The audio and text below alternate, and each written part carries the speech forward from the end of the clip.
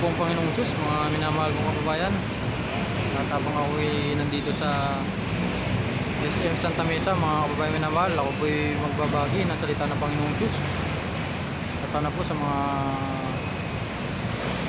malawak ang pangunawa, ako po ito'y maging paalala po sa inyo. At sa mga tao naman po na hindi po nakaunawa tungkol sa Panginoong Sus, sana po'y kumilala po sa Panginoong Sus upang magbigay po ito ng liwanag sa inyo at kaligtasan, mga kababayan.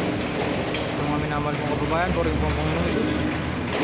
Habang ako po'y nandito sa may SM Santa Mesa, mga minamahal kong kababayan, ako po'y nagpapaalala sa mga kababayan natin minamahal, sa mga manonood at sa mga nandirito, mga minamahal kong kababayan.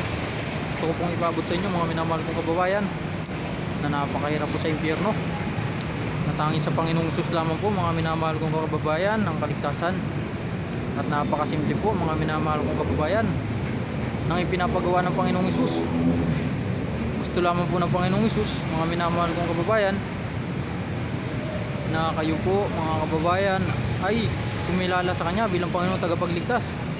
Mahalin siya ng buong puso, ng buong kaluluwa at ng buong pag-iisip. At ang pangalawa, mga minamahal kong kababayan,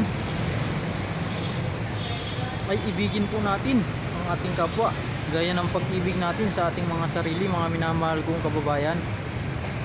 At sa dalawang utos na ito, mga minamahal kong kababayan,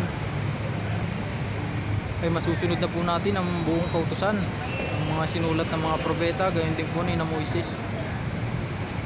At makakamit po tayo ng kaligtasan, mga minamahal kong kababayan, pagtanggap po natin sa Panginoong Hesus at sa pananampalataya o pagsunod natin sa Kanya, mga minamahal kong kababayan.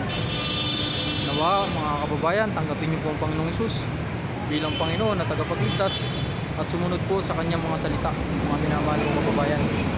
Dahil hindi po mahirap, mga minamahal kong kababayan, ang kumilala sa Panginoong Hesus. Dahil napakasimple lang po ng pinapagawa ng Panginoon, ng Panginoong Jesucristo, na tayo po ay magmahalan. Mahalin po natin siya dahil siya po nagmamahal na sa atin. Mahal po tayo ng Panginoong Hesus dahil siya po may-ari ng langit at ng lupa, mga minamahal. Di po hinangad ng Panginoong Hesus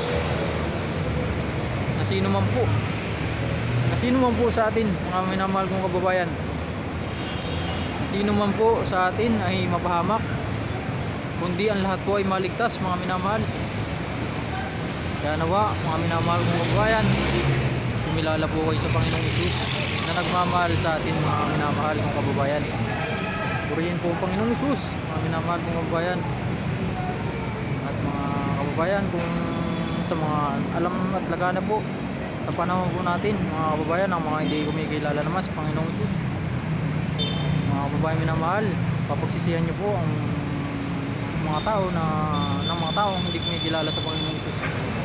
Dahil, mga minamahal kong kababayan, napakahirap po sa impyerno.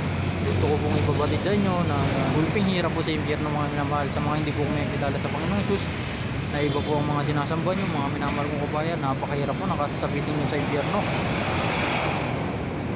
Sa impyerno po, mga minamahal kong kababayan, hindi na po kayo makakalabas dun, mga minamahal kong kababayan. Hindi na po kayo makakalabas dun. Dun po yung may mga apoy nasusunog sa inyo at mga uod nakakain po sa inyo. At napakabahong lugar po doon. At puro pagsisisi na lang po ang kakasapitin nyo pag nandun na po kayo, mga kabayan. At hindi na po kayo makakalabas doon, mga kahit ano pong gawin nyo, pagsisisi pag kayo po'y nasa impyerno na. At sana habang nandirito pa po kayo, may pagkakataon pa po upang kayo po ay maligtas sa walang hanggang kahirapan sa impyerno. Nawa, magbagong buhay po kayo, mga minamahal, upang hindi po kayo mapunta sa impyerno. Dahil napakasimple lang po, tatanggapin nyo lang po ang Panginoong Hesus bilang Panginoon at susunod po kayo sa Kanyang mga utos na pawang kabutihan lamang po at ikakabuti nating lahat. Purihin po ang Panginoong Hesus na nagmamahal sa ating lahat.